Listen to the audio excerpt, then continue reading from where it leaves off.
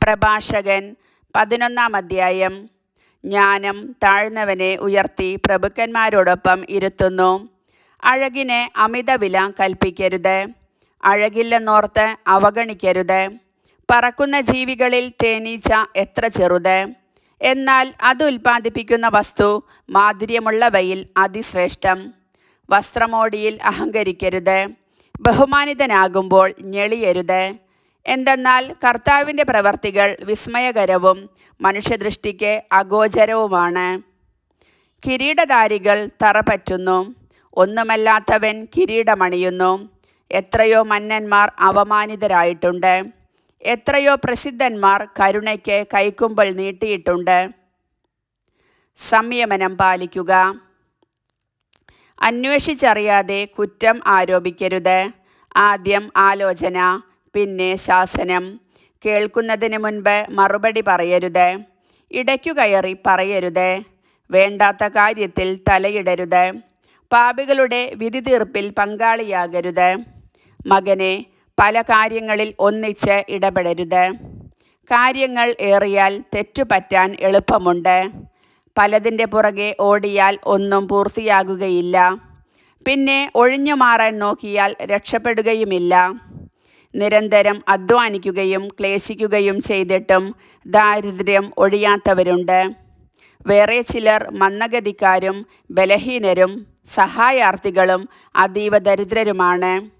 എന്നാൽ കർത്താവ് അവരെ കടാക്ഷിച്ച് ദയനീയാവസ്ഥയിൽ നിന്ന് ഉയർത്തുന്നു. അനേകരെ വിസ്മയിപ്പിക്കുമാറ് അവിടുന്ന് അവർക്ക് മാന്യസ്ഥാനം നൽകുന്നു.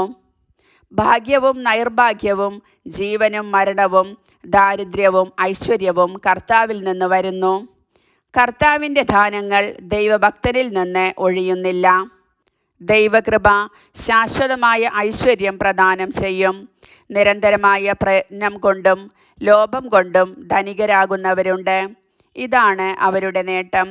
ഞാൻ വിശ്രമം കണ്ടെത്തി, എൻ്റെ സമ്പത്തിൽ ഞാൻ ആനന്ദിക്കും എന്ന് അവൻ പറയുന്നു.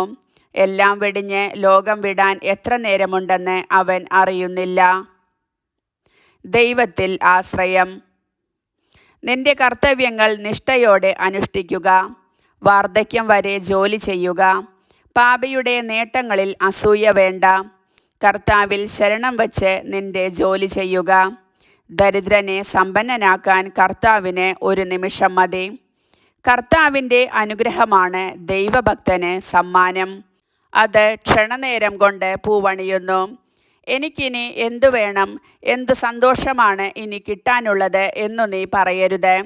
എനിക്ക് വേണ്ടതെല്ലാം ഉണ്ട്, എന്ത് ആപത്ത് വരാനാണ് എന്നും പറയരുത്. ഐശ്വര്യത്തിൽ കഷ്ടത വിസ്മരിക്കപ്പെടുന്നു, കഷ്ടതയിൽ ഐശ്വര്യവും. മൃത്യുദിനത്തിലും പ്രവർത്തിക്കൊത്ത പ്രതിഫലം നൽകാൻ കർത്താവിന് കഴിയും.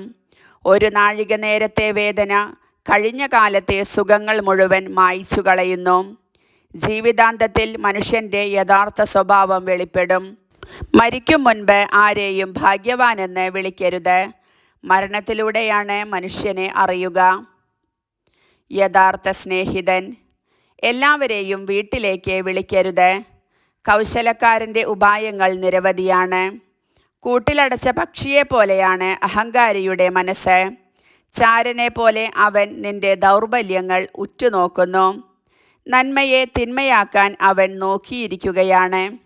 സത്പ്രവർത്തികളിലും അവൻ കുറ്റം കണ്ടുപിടിക്കും. കാട്ടുതീ പടർത്താൻ ഒരു കനൽ മതി. രക്തച്ചൊരിച്ചിലിന് അവസരം പാർത്തിരിക്കുകയാണ് പാപി. നീചനെ സൂക്ഷിക്കുക, അവൻ്റെ മനസ്സു നിറയെ തിന്മയാണ്. അവൻ നിന്റെ മേൽ മായാത്ത കറ പുരട്ടും. അപരിചിതനെ വീട്ടിൽ കയറ്റിയാൽ അവൻ നിന്നെ ദ്രോഹിക്കും. സ്വഭവനത്തിൽ നീ അന്യനായിത്തീരും.